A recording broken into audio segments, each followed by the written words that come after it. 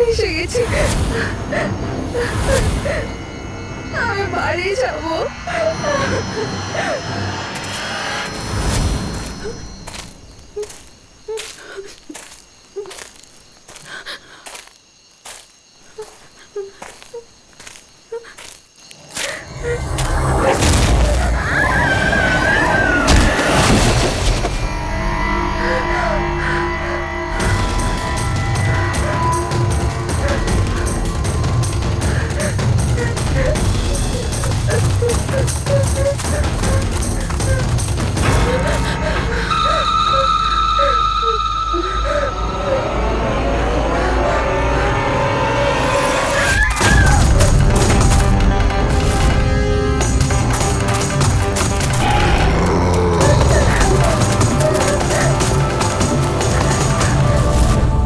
নিমি ঘুমিয়ে পড়েছে?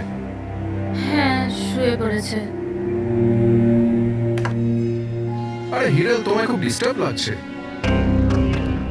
কি বলবো, 24 ঘন্টা হয়ে গেল আয়শা গেছে, না তোর ফোন লাগছে না ও ফোন করেছে। আমার না খুব টেনশন হচ্ছে, জানি না কোনো বিপদে না পড়ে যায় ও। দেখো হিরাল, এখনো বড় হয়ে গেছে। আমার মনে হয় তুমি ওর মায়ের মতো রিয়াক্ট করছো। নিজের প্রবলেম নিজে সলভ করতে পারবে ও, ছোট বাচ্চা নয় ও। রোহান, এরকম কিভাবে বলতে পারো? ছোট বোনও আমার, আমি ওর জন্য টেনশন করবো না তো আর কে করবে? আর ওর আমাকে ছাড়া আর কে আছে এই দুনিয়াতে?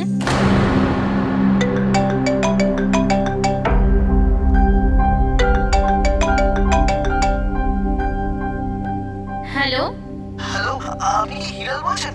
হ্যাঁ, আমি হিরল বলছি। আপনি কে? আমি মানিক। আমি আয়েশের সাথে কাজ করি। এখানে একটা বড় প্রবলেম হয়ে গেছে। প্রবলেম? আয়শার সাথে কি হয়েছে? দেখুন, ও জঙ্গলে কোথাও হারিয়ে গেছে। ওকে খুঁজেও পাচ্ছি না, ফোনেও পাচ্ছি না। আমাদের ভয় হচ্ছে যে ওর কিছু হয়ে যায়নি তো।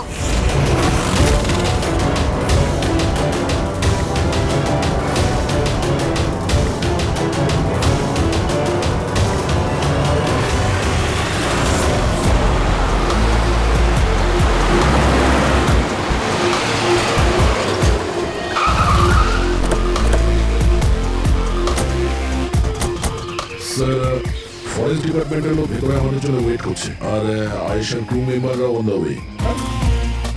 কিন্তু আপনারা এটা তো নিশ্চয়ই জানেন যে ওই লাশটা আয়শারই নাকি অন্য কারণ। আমি একটা জিনিস বলতে পারি, ও না স্কাই ব্লু কালারের টি শার্ট পরেছিল আর ব্ল্যাক কালারের কার্গো পরেছিল আর হাই পনিও পরেছিল। ওর জামা হাফ ডেড বডির সাথে ম্যাচ করছে কিনা এটা তো বলুন।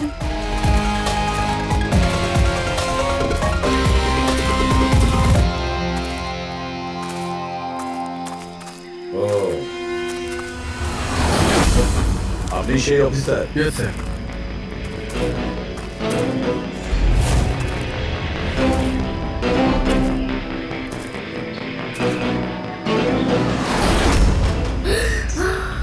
প্রশান্ত? আরে এই তো প্রশান্ত। এক মিনিট, আপনারা কে আর ওকে কি করে চিনলেন? স্যার, আমি মানিক, আর আমরা সবাই আয়েশের সাথে কাজ করি। আরে প্রশান্ত আমাদের গাইড। আয়েশের একটা লোকেশন খোঁজার জন্য বলেছিল, আর যখন আয়েশা হারিয়ে গেল তখন এই ওকে খুঁজতে গেছিল। এরকম অবস্থা, তাহলে আয়শা কিরকম অবস্থায় আছে? না না না, না না, আয়শার কিছু হয়নি, আমি বলছি তো, trust me. Sir please please আমার বোনকে খুঁজে বাঁচিয়ে নিন স্যার, প্লিজ স্যার, প্লিজ বাঁচিয়ে নিন। দেখো, তোমার বোনকে নিশ্চয়ই আমরা বাঁচাই। আপনি ওনাকে একটু সাইডে নিয়ে যান। স্যার, এই বডিটা আজ সকালেই আমরা পেয়েছি। এই আমাদের গাইড বাহাদুর, এই বডিটাকে প্রথম দেখেছে।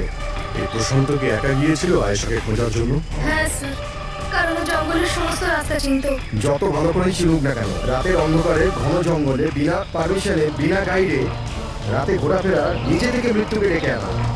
তোমরা খুব বড় ভুল করেছো। এই বডিটা এইভাবে পেয়েছি, জানি না দ্বিতীয়টা কি অবস্থায় আছে। আচ্ছা, এটা বলো যে এখানে কোনো হিংস্র জানোয়ার আছে? এরকম কোনো হিংস্র জন্তু নেই। ঘন জঙ্গল, হারিয়ে যাওয়ার ভয় আছে। কোনো জন্তু জানোয়ারের আঁচড় তো মনে হচ্ছে না, কিন্তু এটা ছুরির আঘাত বলে মনে হচ্ছে। একে ছুরি দিয়ে খুন করা হয়েছে।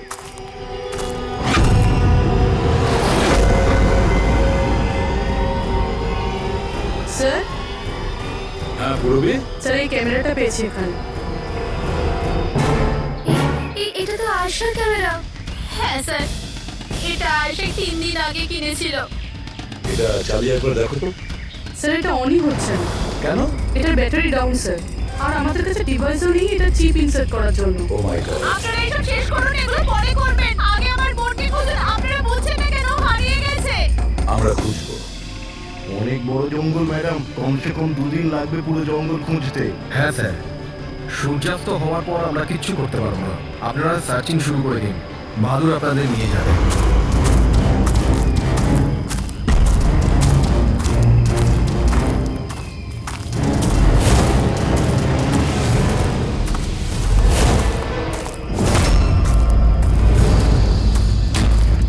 স্যার, স্যার আমরা জঙ্গলের অনেক ভেতরে চলে এসেছি স্যার। স্যার এখানে কেউ আসা যাওয়া করে না স্যার। স্যার এক কাজ করি, আমরা ফিরে যাই, না হলে অন্ধকার নেমে আসবে। এখন তো অনেক আলো আছে, অন্ধকার হয়েছে কোথায়? স্যার ফিরতেও তো অনেকটা সময় লাগবে না স্যার? তো ওই হিসাবেই বললাম, এত দূর স্যার কেউ আসেই না। স্যার এখানে কিছু পাবেন না। আরে ভাই, যখন এত দূর চলে এসেছে একটু দেখে নি না ভাই। চলো চলো। আচ্ছা আচ্ছা।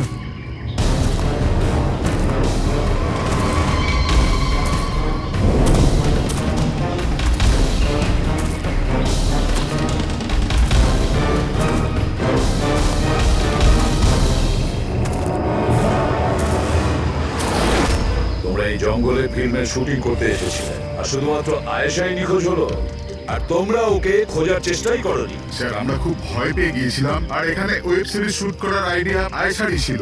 স্যার আমরা ওকে আনিনি, ও আমাদের এনেছিল লোকেশন দেখাতে। হ্যাঁ স্যার, এই প্রশান্ত গাইড আয়েশার পরিচিত ছিল, আর এই কাছেই থাকতো আর জঙ্গলটাকে ভালো করে চিনতো। আর আমরা তো রাত্রিরে থাকার পর সকালে বেরিয়ে পড়তাম, সবকিছু ঠিকঠাক চলছিল, লোকেশনও পেয়ে গেছিলাম। আর এরপর আমরা টেন্টের বাইরে আগুন জ্বালিয়ে খাবার বানাচ্ছিলাম। কটার সময় ঘটনা এটা? 5টা 6টা নাগাদ। আর তখনই হঠাৎ আয়শা নিজের ক্যামেরা নিল আর জঙ্গলের দিকে যেতে লাগলো। জঙ্গলের দিকে যাচ্ছিল কেন? ও বলেছিল যে ও আশেপাশের একটুখানি ভিডিও করে হিরণকে পাঠিয়ে দেবে, আর ও এটাও বলেছিল আশেপাশেই থাকবে আর তাড়াতাড়ি ফিরে আসবে। তারপর অনেকক্ষণ পর্যন্ত যখন ও এলো না, তখন আমাদের মনে হলো যে কিছু গন্ডগোল আছে। এর আগে আমরা কিছু করতাম কি, সেখানে প্রশান্ত চলে এলো। ও জানতে পারলো তো ও নিজেই খুঁজতে চলে গেল। আর ও আমাদের ওখানেই থাকতে বললো। ও বললো যে জঙ্গলটা খুব বিপজ্জনক আর আমাদেরও প্রাণের ঝুঁকি থাকতে পারে। ব্যাস এটা বলেই ও জঙ্গলে ঢুকে গেল স্যার। তার মানে ওই প্রশান্ত আর ফিরে আসেনি, আর তোমরা পালিয়ে গেছো এখান থেকে নিজেদের বাঁচাতে। না স্যার, আমরা ওখানেই ছিলাম যখন চিৎকারটা শুনলাম। 15-20 মিনিট পর্যন্ত একটা মেয়ের। স্যার, স্যার ওই চিৎকার শুনে আমরা খুব ভয় পেয়ে গেছিলাম, আর তারপর আমরা ওখান থেকে পালিয়ে গেলাম। স্যার, আমরা খুব বড় ভুল করে ফেলেছি। চিৎকারটা শুনে আমাদের এখান থেকে পালানো উচিত হয়নি, আয়েশাকে সাহায্য করা উচিত ছিল। সত্যিই তোমরা একটা বড় ভুল করেছো। আয়েশার চিৎকার শুনে যদি তোমরা জঙ্গলে ঢুকতে, আয়েশা এখন আমাদের সঙ্গে থাকতো, আর প্রশান্ত ও হয়তো বেঁচে যেত। তুমি তো বলছিলে যে এত ভেতরে জঙ্গলে কেউ আসতে পারে না, এটা কি? স্যার আমি জানি না, কিন্তু এটা আমাদের ডিপার্টমেন্টের কখনোই নয়। জঙ্গলের মধ্যে টেন্ট, দেখছি এর ভেতরে কি আছে।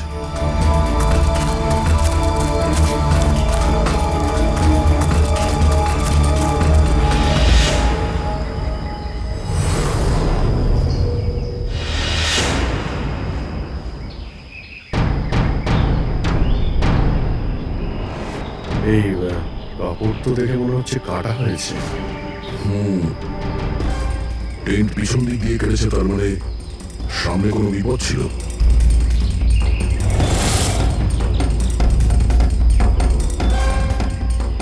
ছুরি, এটা দিয়েই কাটা হয়েছে। বাইরে গন্ডগোল হতেই পিছন থেকে কেটে পালিয়ে গিয়েছে।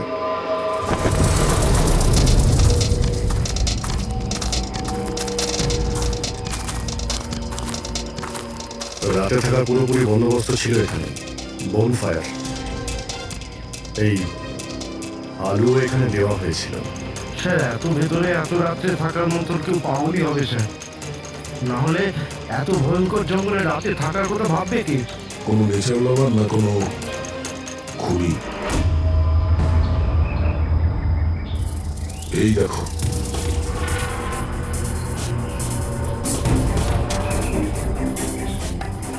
রক্ত। মনে হচ্ছে এখানে এই পাথরের ওপর কেউ বসেছিল, ওদের গায়ে আগুন পোয়াচ্ছিল, আর কেউ ওর উপর হামলা করেছে। এটা দেখে টেন্টের মধ্যে যে ছিল সে পালিয়ে গেছে। চলো আগে গিয়ে দেখি। স্যার স্যার সূর্য অস্ত যাচ্ছে স্যার, ফিরতেও 2 ঘন্টা কমসে কম লাগবে। ফিরে যাই স্যার। ঠিক আছে, কালকে আবার আসবো। স্যার, আমরা আয়েশার টিমকে এই ছবিগুলো দেখিয়েছিলাম। ওরা বললো যে এই টেন্ট ওদের ক্যাম্পের নয়। স্যার, হ্যাঁ পুরবি। আয়শার ক্যামেরা চিপ।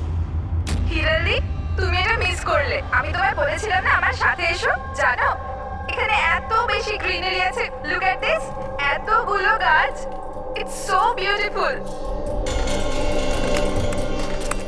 দিদি, আমি হাঁপিয়ে গেছি। মনে হচ্ছে আমি জঙ্গলের অনেক ভেতরে এসে গেছি। জঙ্গল তো পুরো একই রকমের না?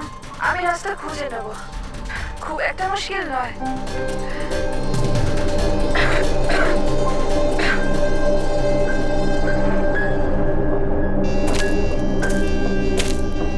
কেউ আছে নাকি ওখানে? কে ওখানে?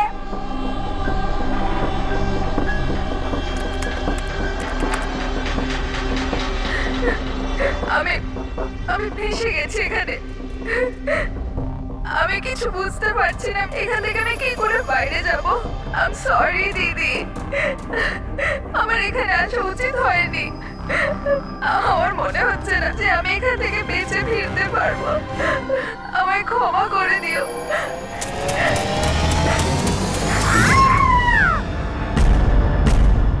অভিজিৎ, যে কোনো পরিস্থিতিতে এই মেয়েটাকে ওই জঙ্গল থেকে উদ্ধার করতে হবে আমাদের। বস, হ্যাঁ স্যারকে। বস, আয়েশা যে জিনিসগুলো রোজ ব্যবহার করত, আমি সেই প্রত্যেকটা জিনিস থেকে ডিএনএ স্যাম্পল নিয়েছি। কিন্তু আশ্চর্যের ব্যাপার, কোনো স্যাম্পলই আয়েশার ডিএনএ এর সঙ্গে ম্যাচ করছে না। কিন্তু হ্যাঁ, খুনির ব্যাপারে একটা খুব গুরুত্বপূর্ণ সূত্র পেয়েছি। সেটা কি স্যার? বস, এই ডিএনএ প্রোফাইলটা দেখো। এই দুটো ডিএনএ প্রোফাইলই দুটো আলাদা আলাদা লোকের। কিন্তু অদ্ভুত ব্যাপার হচ্ছে যে দুটো প্রোফাইলই আমি একই লোকের শরীর থেকে পেয়েছি, প্রশান্ত শরীর থেকে। প্রশান্ত শরীর থেকে? হ্যাঁ বস। সেটা কিভাবে? প্রশান্তর মৃত্যু অগণিত ছুরির আঘাতের জন্য হয়েছে, আর ও শরীরে যে খাবার চিহ্নটা আছে সেটা আসল নয়, তৈরি করা হয়েছে নকল। আর সবচেয়ে আশ্চর্যের ব্যাপার হচ্ছে যে প্রশান্তের লাশের থেকে আমি ওর রক্ত ছাড়া আরো কারো রক্ত পেয়েছি। এখন এই রক্তটা কোনো পুরুষের না নারীর সেটা আমি বলতে পারবো না, কারণ ওই রক্তটা প্রশান্ত রক্তের সঙ্গে মিশে গেছে। কিন্তু একটা কথা ঠিক বস, এই রক্তটা তখনই বেরিয়েছে যখন প্রশান্ত রক্ত বেরিয়েছে। অভিজিৎ, দয়া, নিশ্চয়ই এটা খুনিরই রক্ত। খুনি প্রশান্তর উপর হামলা করে, আর তখন নিজেকে বাঁচানোর জন্য প্রশান্ত ওর সঙ্গে মারামারি করে, আর খুনির রক্ত প্রশান্ত শরীরে লেগে যায়। তবে খুনিরও গুরুতর আঘাত লেগেছে। সামান্য আঘাতে এত রক্ত বেরোবে না তার। তার মানে খুনির শরীরে এখনো আঘাতের চিহ্ন থাকা উচিত। আর একটা কথা বস, কি? টেন্টের পাশে যে পাথরের উপর রক্তের ছাপ ছিল সেই রক্তটা প্রশান্তরই। তার মানে পুরো ব্যাপারটাই ওই তাঁবুর আশেপাশে ঘটেছে।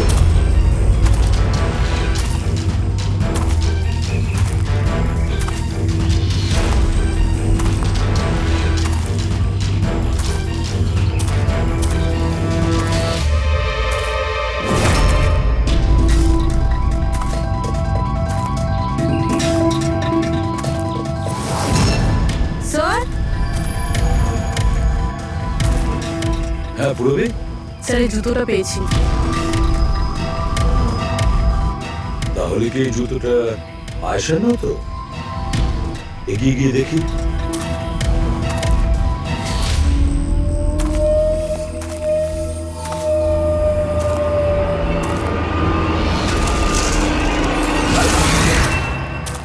স্যার, এই দেখুন স্যার।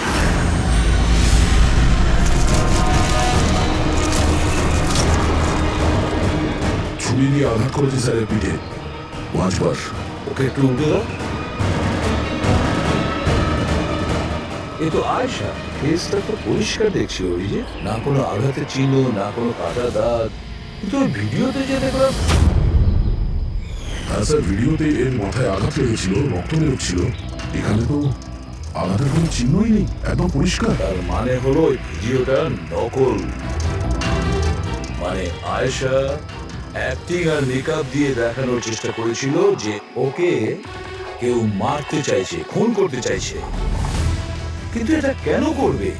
স্যার কেউ হয়তো মজা করবে, আর না হলে কোনো ভয়ঙ্কর পরিস্থিতি থেকে বাঁচার জন্য নাটক করছে।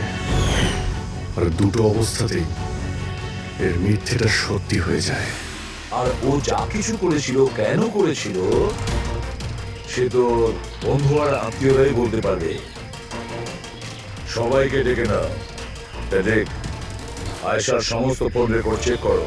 দেখো এই ঘটনাটার পরে ও কাদের কাদের সঙ্গে কথা বলেছিল আর তারা সেই মুহূর্তে কোথায় ছিল।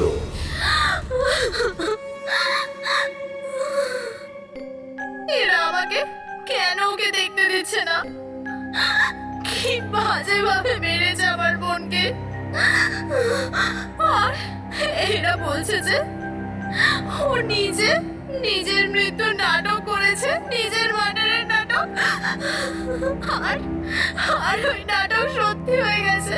ভুল বলছে ওরা, মিথ্যে। আমাদের আয়শা এরকম করতেই পারে না। আপনারা ভুল অভিযোগ করছেন।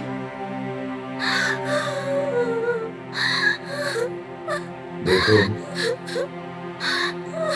আপনার দুঃখ আমরা বুঝতে পারছি, কিন্তু এই অভিযোগ ভুল নয়, সত্যি। এটা আয়েশার ক্যামেরা থেকে যে থার্ড ক্লিপিংটা আমরা পেয়েছি, সেখানে আয়েশার মুখের উপরে অনেকগুলো ক্ষত চিহ্ন ছিল। কিন্তু যখন আমরা আয়েশার লাশটাকে পাই, তখন ওর মুখ আর গলা পরিষ্কার ছিল। কেন, কি হবে? এই ভিডিওটাতে আয়শা মজা করছিল না তো? ওর মজা করার স্বভাব ছিল না তো? একদম না। ওর জীবনে এত সমস্যা ছিল যে ও মজা করার কথা ভাবতেই পারতো না। ও জঙ্গলে হারিয়ে গিয়েছিল, আর কোনো মানুষ এই সিচুয়েশনে মজা কি করে করবে? অন্য কারো কথা জানি না, কিন্তু আয়েশা এটা অবশ্যই করেছে। আর যদিও মজা করে না করে তো ইচ্ছে করেই করেছে। কি কেউ এটা কেন প্রমাণ করার চেষ্টা করবে যে তার সঙ্গে কিছু অন্যায় হয়েছে? আয়েশা এরকম কেন চাইবে? হ্যাঁ, ওর ওপর সত্যিকারের অ্যাটাক হয়েছিল, ও মারাও গেছে, ওটা আলাদা কথা। কিন্তু ও এই নাটকটা কেন করেছিল? কি সত্যি কি ও কোনো প্রবলেমে ছিল যার কারণে ওকে এই ড্রামাটা করতে হয়েছিল? হ্যাঁ, ও সমস্যায় ছিল, এমন সমস্যা যার থেকে ওকে মৃত্যুই বাঁচাতে পারতো। মানে তুমি কি বলতে চাইছো? স্যার, হ্যাঁ পেটে, এটা আয়েশার কল রেকর্ডস। বিশেষ কিছু পেয়েছো? হ্যাঁ স্যার, একটা লোক আছে কেতান, সে আয়েশাকে অনেকগুলো মেসেজ আর কল করেছিল। এমনকি যেই রাতে আয়েশা খুন হয়েছিল, সেই রাতেও ওর ফোন জঙ্গলের কাছেই ছিল, 2 কিলোমিটারের মধ্যে। এই কেতনকে খুনের রাতে ও জঙ্গলের আশেপাশেই ছিল। কে? হ্যাঁ, স্যার, ও আয়েশার স্বামী। দুজনে আলাদাই থাকতো। যদি আয়েশা ওর মৃত্যুর নাটক করে থাকে, তাহলে তার পেছনে কেতানের হাত থাকতে পারে। কেতান আয়েশার হাজবেন্ড, আর আপনাদের মধ্যে কেউ এই কথাটা আমাদের বলার প্রয়োজন মনে করলেন না? হ্যাঁ, কিন্তু কেতনের জন্য নিজের মৃত্যুর নাটক কেন করতে যাবে? আমার মনে হয়েছিল যে আমরা কেতনের থেকে মুক্তি পেয়ে গেছি, কিন্তু আমি কি করে জানবো ওই আমার বোনের প্রাণ নিয়ে নেবে? প্লিজ, কেতনই আমার বোনকে মেরেছে। আমি তুমি বলছি নিজেকে সামলাও। প্লিজ কেঁদো না, প্লিজ কাম ডাউন। আপনারা প্লিজ নিজেদের মধ্যে কথাবার্তাটা থামান আর আমাদের বলুন কি ব্যাপার। আমি আপনাদেরকে বলছি, আসলে আজ থেকে 2 বছর আগে কেতন আর আয়েশার একটা ট্রিপে আলাপ হয়েছিল। আয়েশা কেতনকে বিয়ে করেছে। তাড়াহুড়োতে সিদ্ধান্ত নেওয়ার শখ ছিল ওর, কিন্তু জানতো না এই সিদ্ধান্তটা কতটা ভুল নিয়েছিল। কেতন ওর যোগ্য ছিল না, একটা পাগল লোক ছিল, পজেসিভ ছিল, ওর জীবনটা অতিষ্ঠ করে রেখেছিল। এই জন্য 6 মাস আগে ওকে ও ছেড়ে দেয়। এছাড়া আর কি করতো? আমরা সবাই দেখেছিলাম ওকে কিরকম টর্চার করা হতো। মানিক, আজকে সব অডিশনে ক্যামেরাতে আছে। স্ক্রিনে প্লে কর, স্যারকে দেখাতে হবে। আর আয়েশা এক্ষুনি এসে যাবে। ঠিক আছে। আয়েশা, আয়েশা, কি হয়েছে? Are you okay? আয়েশা তুই ঠিক আছিস? কি করে হলো এসব? কে করলো এসব? আরে তোমরাও না কত প্রশ্ন করো, কিচ্ছু হয়নি আমার। আসলে কি হয়েছে, ওই তাড়াতাড়িতে সিঁড়ি দিয়ে নামছিলাম আর পা পিছলে গেছে। চুপ কর আয়েশা, কত কভার আপ করবি? আমি তো এটা বুঝতে পারছি না, তুই ছেড়ে দিচ্ছিস না কেন এই মানুষটাকে? আমি ছেড়ে দিলেও ও আমায় ছাড়বে না। আরে আইন বলে কিছু আছে নাকি? পুলিশের হাতে তুলে দিও ওকে। কেউ ওর কিচ্ছু করতে পারবে না। ওকে যদি পুলিশে ধরেও নিয়ে যায়, ও সেখান থেকেও চলে আসবে আর আমাকে খুঁজে বার করবে, তারপর আমায় ছাড়বে না। কখন থেকে ফোন করছিস তুমি? হ্যাঁ, ধরছিস না কেন? এখানে বসে টাইম পাস করছিস? হ্যাঁ, না কেতন, তোরা তো সাহস কি করে হলো? কেতন আমি ডাক্তারের কাছে গিয়েছিলাম, তাই ফোন সাইলেন্ট ছিল, অন করতে ভুলে গেছি। ওকে, ডক্টর, হ্যাঁ আজকাল খুব বেশি যাচ্ছিস তো ওর কাছে। কেতন কি বলছো? এরকম কিচ্ছু নয়। আর তুমি বলে আমি ডাক্তারের কাছে আর কোনোদিন যাবো না। আমাকে প্লিজ ছেড়ে দাও, আমাকে ক্ষমা করে দাও। তোকে তোর যোগ্যতা দেখাই, চ। কেতন, ছাড়ো ওকে। এই, নিজের কাজে মন দে, বুঝেছিস? এনাফ। এনাফ। মানুষ না, এই কেতন তো জানোয়ার। তোমরা কেতনের ব্যাপারে আমাকে আগে বলনি কেন? আপনারা যা বললেন সেটা শুনে তো মনে হচ্ছে কেতনই আমাদের প্রাইম সাসপেক্ট। মনে হচ্ছে কেতনের কারণেই সেটা করেছে। আর কেতন আয়েশার অভিনয়টাকে বাস্তবে পরিণত করেছে। যদি যদি তোমরা কেতনের ব্যাপারে আমাকে একটু আগে জানাতে পারতে। গত 6 মাস ধরে আয়েশা আমাদের সাথেই ছিল, আর এর মধ্যে একবারও তো কেতনের সাথে দেখাও করেনি। আর শহর থেকে এত দূরে জঙ্গলে আসতে পারে সেটা তো আমরা ভাবিইনি। এই ধরনের পাগল আর সন্দেহবাতিক লোক যে কোনো কিছুই করতে পারে। হ্যাঁ, কেতনের অ্যাড্রেস আর টেলিফোন নাম্বারটা আমাদের দেবেন।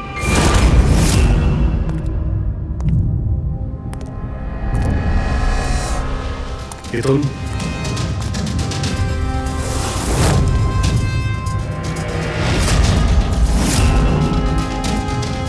স্যার, এই ফটোগুলো দেখে তো মনেই হচ্ছে না যে দুজনের মধ্যে কোনো ঝামেলা ছিল। আপনারা? কেতন আয়েশার স্বামী। পুলিশ। সিআইডি। আপনারা কি করতে এসেছেন এবার? আমার আয়েশা চলে গেছে, আমার জীবন বরবাদ হয়ে গেছে। আপনারা কি চান আমার থেকে? ইনফরমেশন তোমার আর আয়েশার ব্যাপারে। শুনেছি তুমি নাকি খুব বিরক্ত করতে ওকে। স্যার, আমি ওকে অনেক ভালোবাসতাম, নিজের থেকেও বেশি।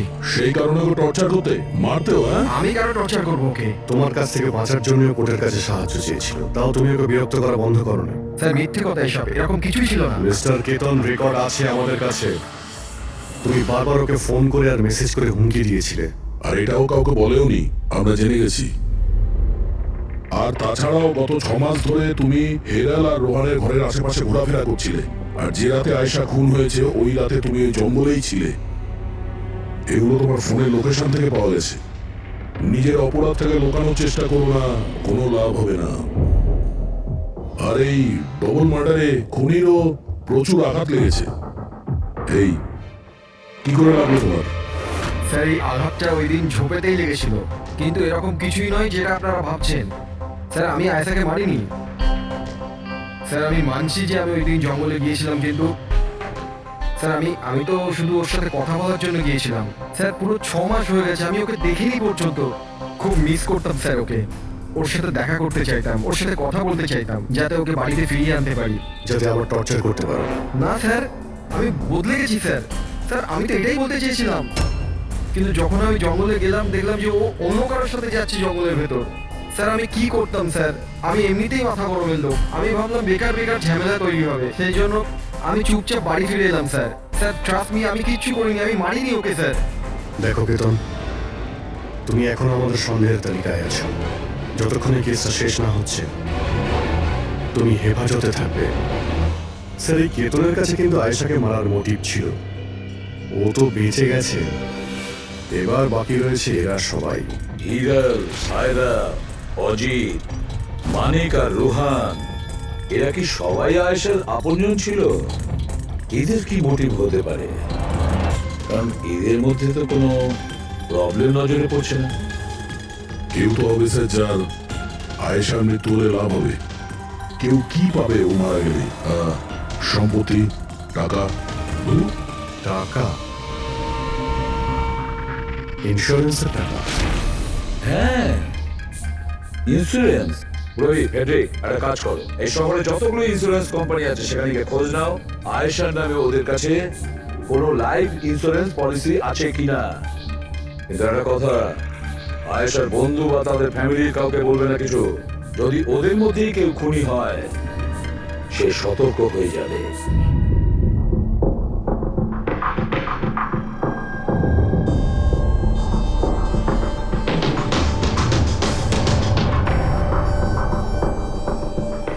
ওকে, থ্যাঙ্কস স্যার। হ্যাঁ প্যাট্রিক, আয়েশার অ্যাকাউন্টে মাত্র 1 লাখ টাকা আছে, কোনো ফিক্সড ডিপোজিট পর্যন্ত নেই। স্যার, তানিশা ইন্স্যুরেন্স প্রাইভেট লিমিটেডের কাছে আয়েশার নামে একটা বীমা পলিসি রয়েছে 50 লাখ টাকার। ও আচ্ছা। আর এই টাকা আয়েশার ভাগ্নি মানে ও দিদি আর জামাইবাবুর মেয়ে নিমিষা পাবে। আচ্ছা, তাহলে এই ব্যাপার। স্যার, আসলে আপনারা কি চাইছেন? আমার যা জানা ছিল আমি সবকিছু বলে দিয়েছি। আর আপনারা জানেন আমার স্ত্রীর শরীর কতটা খারাপ। এখন আমার ওর সঙ্গে থাকা উচিত, আর আপনারা আমাকে এখানে আটকে রেখেছেন। স্যার, বলার কি বাকি আছে? সব বলে দিয়েছি। অনেক কিছু বাকি আছে। তুমি একটু বেশি কথা বলো, সেই জন্য যা কিছু প্রশ্ন করব ঠিক তারই উত্তর দেবে। এই তোমার ওইখানে যে ফ্যাক্টরিটা আছে ওটা তো বাজেয়াপ্ত হতে চলেছে। এই লোন তুমি শোধ করতে পারোনি কি? হ্যাঁ, কিন্তু আপনারা এগুলো কেন জিজ্ঞাসা করছেন? আপনারা এগুলো কি করে জানলেন? প্রশ্ন নয়, শুধু উত্তর। আয়েশা তোমাদের সাথে তোমাদের বাড়িতেই থাকতো না? তাহলে 7 দিনে তুমি ওকে 41 বার কল করেছো কেন? বাহ বাহ বাহ, 7 দিনে 41টা কল এসেছে আয়েশা, দারুণ ব্যাপার। আর তার উপরে তুমি অর্থ কষ্টে ভুগছিলে, তাই না? আর আয়েশার মৃত্যুর পরে তোমার ছোট বাচ্চা টাকা পেত 50 লক্ষ টাকা। আর ওই ছোট্ট নিরীহ শিশু, সে কি করে জানবে 50 লাখের ধর্ম? ও কিভাবে ব্যবহার করবে? আর ওই 50 লক্ষ টাকা তো ভোগ করতো বাচ্চাটার বাবা, মানে তুমি, রোহন। থামুন আপনারা, চুপ করুন। আপনাদের কথা মতো আমি আয়েশাকে মেরেছি। স্যার, আমার ওপর 15 কোটি টাকার লোন আছে। 50 লাখে আমার কিচ্ছু হবে না। আমি আয়েশাকে মারবো। আর ওটা যা ওর শরীরের ওপর থেকে খুনির রক্ত পাওয়া গেছে, আপনারা দেখতে পারেন আমার গায়ে কোনো চোটই লাগেনি, কারণ আমি ওখানে ছিলামই না। আমি কাউকে খুন করিনি। সব ঠিক করা ছিল, প্রশান্ত সবকিছু সামলানোর কথা ছিল। কি সামলে নিত? হ্যাঁ, প্রশান্ত কি সামলে নিত? বলো, প্রশান্ত কি সামলে নিত? স্যার, আমার ভুল হয়ে গেছে। আমার সবকিছু আপনাদের আগেই বলে দেওয়া উচিত ছিল। আমি ভয় পেয়ে গেছিলাম, খুব ভয় পেয়ে গেছিলাম। কোনটা বলার ছিল আগে? তাড়াতাড়ি বলো। আমি আয়েশার প্ল্যানে যুক্ত ছিলাম। আমরা শুধু ওকে মৃত দেখাতে চেয়েছিলাম। অ্যাকচুয়ালি ওর মরার কথা ছিল না। তার মানে আমাদের সন্দেহ ঠিক ছিল স্যার। সবকিছু ঠিক ছিল। ওই ভিডিওটা নকল ছিল, শুধু কেতনের থেকে বাঁচার জন্য ছিল। আর তুমিও এই প্ল্যানে জড়িত ছিলে। স্যার, কেতন আয়েশার জীবন অতিষ্ঠ করে দিয়েছিল। ও বেচারি চুপ থাকতো, কাউকে কিছু বলতো না। স্যার, একদিন লিমিট ক্রস করে গেল, সব সীমা ছাড়িয়ে গেল। ওর মনে হলো কেতন ওর জন্য কোনো বড় বিপদ হতে পারে। ও আমাকে বলেছিল স্যার, কেতন পাগল ছিল। পুলিশ বা ডিভোর্স ওর কেউ কিছু করতে পারতো না। আয়েশা ও থেকে পার্মানেন্ট মুক্তি পেতে চাইছিল, চিরদিনের জন্য। আমি হাঁপিয়ে গেছি জিজু। এখন তো ডিভোর্স আমাকে কেতনের থেকে বাঁচাতে পারবে না। যেটা আমায় ওই কেতনের হাত থেকে বাঁচাতে পারে সেটা শুধু আমার মৃত্যু।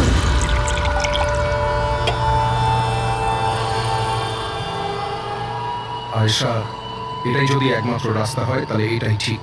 তোমার মৃত্যু তোমায় কেতনের হাত থেকে বাঁচাতে পারে। মরে যাও। হোয়াট? রিল্যাক্স। আমার কাছে একটা আইডিয়া আছে। আমাদেরকে এমন কিছু করতে হবে যাতে মনে হয় আয়েশা মরে গেছে। তোমার সাথে কোনো দুর্ঘটনা হলো বা কেউ তোমাকে মেরে দিল আর বডিকে এতটা খারাপ করে দেওয়া হলো যে কেউ চিনতে না পারে, আয়শা, তারপর তুমি এখান থেকে অনেক দূর চলে যাবে আর তোমার ওই ইন্স্যুরেন্সের টাকা যেটা মিনমিন নামে আছে আমি তোমাকে পৌঁছে দেবো। 50 লাখ টাকা দিয়ে একটা নতুন জায়গা, নতুন লাইফ, নতুন করে শুরু করবে। কিন্তু জিজু, আমি বেঁচে থাকাকালীন আমার লাশ কোথা থেকে আসবে? ওর জন্য টেনশন নিও না, আমি সবকিছু করে নেব। আমার এক বন্ধু আছে প্রশান্ত, ও আমার জন্য অনেক কাজ করে দিয়েছে। কিন্তু হ্যাঁ আয়েশা, এরপরে তুমি কখনো জীবনে আমার সাথে, মিমির সাথে, হিরেলের সাথে কোনোদিন দেখা করতে পারবে না। হ্যাঁ, কিন্তু ওই পাগল লোকটার থেকে তুমি সারা জীবনের জন্য মুক্তি পেয়ে যাবে, তুমি মুক্ত হয়ে যাবে। সবকিছু ঠিক ছিল, সবকিছু প্ল্যান মাফিক চলছিল। আমি আয়েশা আর প্রশান্তর সঙ্গে ফোনে যোগাযোগ রেখে চলছিলাম, তারপর জানি না হঠাৎ করে ফোন কেটে গেল। আমি জানতাম ওখানে একটা মেয়ের মৃতদেহ পাওয়া যাবে, যার ব্যবস্থা আমি বাধ্য হয়ে করেছিলাম। শুধু আয়েশার জামা কাপড় ওই মেয়েটিকে পরানোর কথা ছিল, ওর মুখটা এত খারাপ ছিল যে কেউ চিনতেও পারতো না। কিন্তু স্যার, সিরিয়াসলি আমি তো শকে ছিলাম। ওটা মেয়েটার নয়, প্রশান্তের বডি ছিল। স্যার, প্রশান্ত তো আয়েশাকে সকাল হওয়ার আগেই জঙ্গল থেকে অনেক দূরে নিয়ে যাওয়ার কথা ছিল, কোনো সেফ জায়গায়। কিন্তু হঠাৎ করে কি হয়ে গেল স্যার? স্যার, আমার যতটা জানা ছিল আপনাদের বলে দিয়েছি স্যার। স্যার, প্রশান্তকে কে মেরেছে, আয়েশাকে কে মেরেছে আমি জানি না। স্যার, তার মানে তৃতীয় কোনো ব্যক্তি ছিল যে প্ল্যানটার ব্যাপারে জানতো, যে আয়েশাকে চিনতো, প্রশান্তকেও চিনতো, আর ওই সময় ওই জঙ্গলেই ছিল। কোনো তৃতীয় ব্যক্তি? হ্যাঁ, কোনো তৃতীয় ব্যক্তি।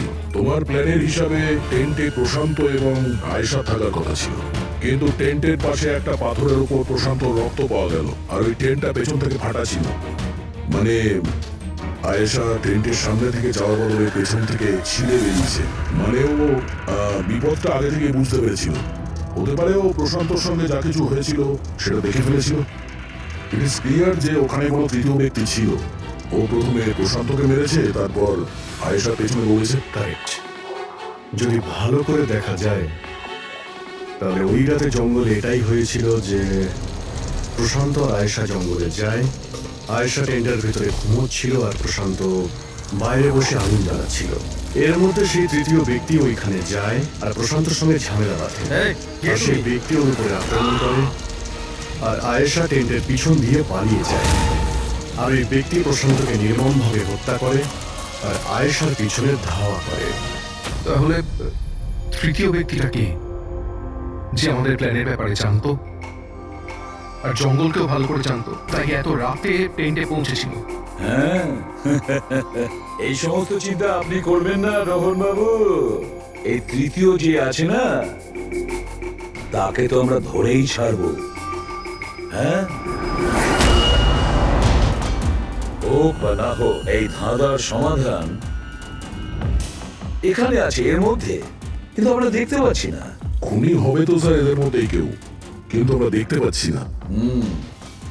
বলবি ওই ক্লিপিংটা চালাও যেটা আমরা আয়েশার ক্যামেরা থেকে পেয়েছিলাম, ফার্স্ট ক্লিপ।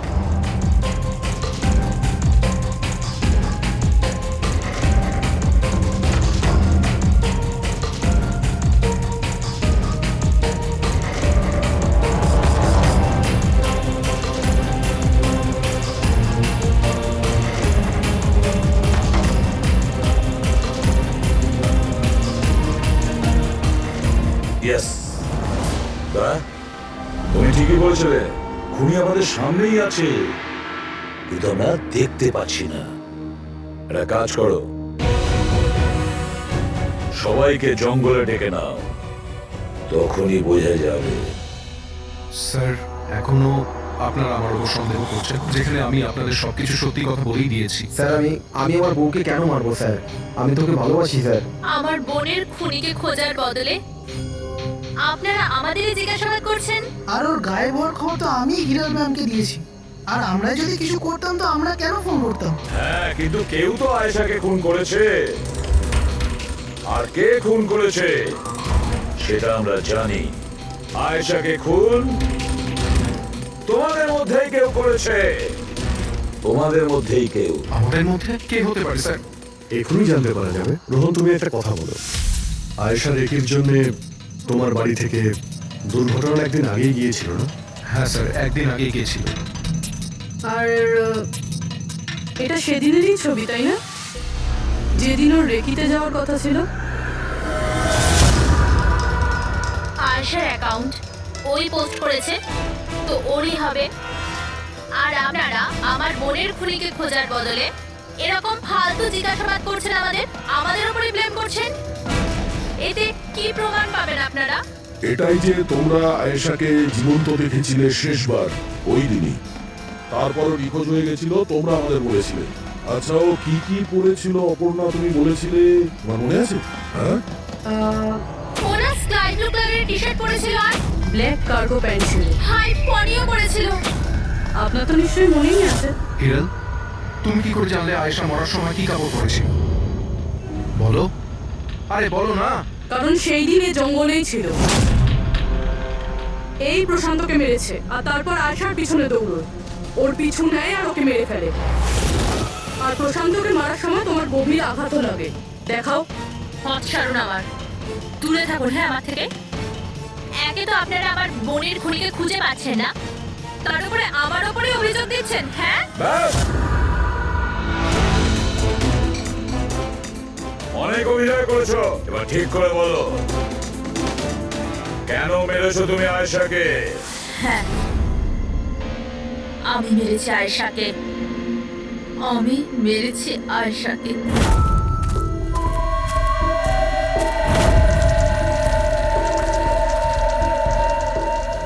হিরল ম্যাম, আপনি?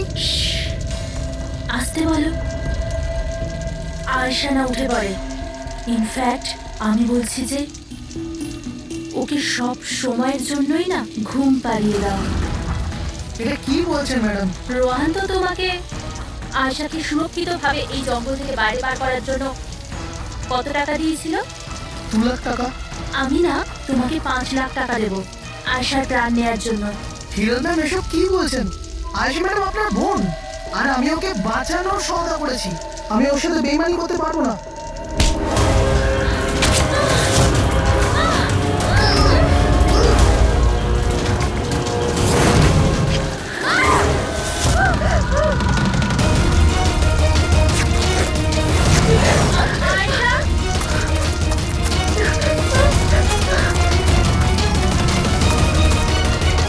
আয়েশা,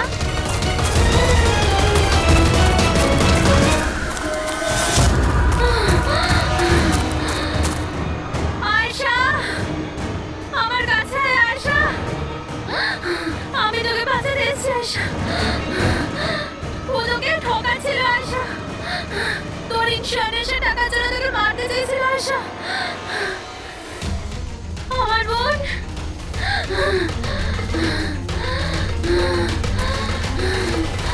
আয়েশা, সরি দিদি, আমি কিচ্ছু জানতাম না এই ব্যাপারে। সরি, আমার জন্য তোমার এত কষ্ট হলো। আমি জানতাম না যে জিজু এরকম কিছু করছে। আই এম সো সরি দিদি। আমার বোন। সরি দিদি। তুই সরি বলিস না? হ্যাঁ, এটা তো আমার বলা উচিত। কেন দিদি? I am sorry. কেন কেন মেরেছো তুমি তোমার বোন আয়েশাকে? আপনারা জানেন না আয়েশাকে, ও সবসময় না সবার প্রিয় হয়ে এসছে। ভালোবাসার আয়েশা, সবাই ওকে ভালোবাসতো, আমাকে নয়। মা, বাবা, আমার সব বন্ধু, ইনফ্যাক্ট রোহান, আমার মেয়ে নিম্মিও আমার থেকে বেশি ওকে ভালোবাসতো। ও রোহানকে আমার থেকে ছিনিয়ে নিতে চেয়েছিল। আমি রোহান আর নিম্মিকে নিজের থেকে দূরে যেতে দেখতে পারতাম না। না, আপনি বলুন আমি কি করতাম? আমি ভাবলাম সবসময় ও আমাকে হিংসা করে না, জিতেওছে সবসময়। না থাকবে আয়েশা, আর না থাকবে ওর জিত। এর জন্য মেরে ফেলেছি আমি ওকে। হিরল, তুমি এটা কি করে করতে পারো? আরে আয়েশা তোমার ছোট বোন ছিল, আমাকে বড় দাদার মতো দেখতো। আমি ওর সাথে এগুলো কখনো স্বপ্নতেও ভাবতে পারি না। আমার লজ্জা লাগে তোমাকে আমার স্ত্রী বলতে। রোহান, তোমার ভুল নেই এতে। সব ভুল ওই আয়েশার। ওই সব করছিল। ওরা তোমাকে আমার থেকে ছিনিয়ে নিতে চেয়েছিল, কিন্তু এখন তো এটা হবেই না। এবার তো তোমাকে কেউ আমার থেকে কেড়ে নিতে পারবে না। খুব বড় ভুল করেছো তুমি। তোমার সন্দেহ, তোমার ইনসিকিউরিটি একটা নিরীহ মানুষের প্রাণ নিয়েছে, প্রশান্ত গাইডের। আর তাছাড়াও তুমি তোমার আপন বোনকেও মেরেছ। আইন তোমাকে কঠোর থেকে কঠোরতম শাস্তি দেবে।